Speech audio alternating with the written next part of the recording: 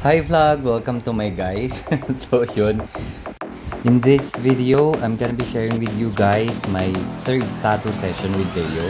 Ang gagawin niya naman ngayon is Angel's Wing. Literal na wing lang kasi isang peraso lang siya. Ang meaning naman nung tattoo na to for me is because when I got separated with my ex-wife, naisip ko na ipalagay ito kasi parang I can fly without you. Kaya nagpalagay ako ng wing. So far, nakakalipad naman ako.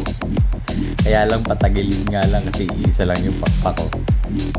This time, it took us 4.5 hours kasi hindi siya colored. Pero malaki yung tattoo. Actually, hanggang back ko siya.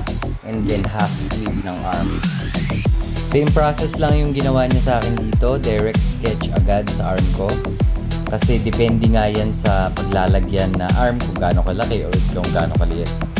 So this is the final look nung natapos na siya. So kung makikita nyo hanggang likod talaga. So there you have it. Thank you for watching.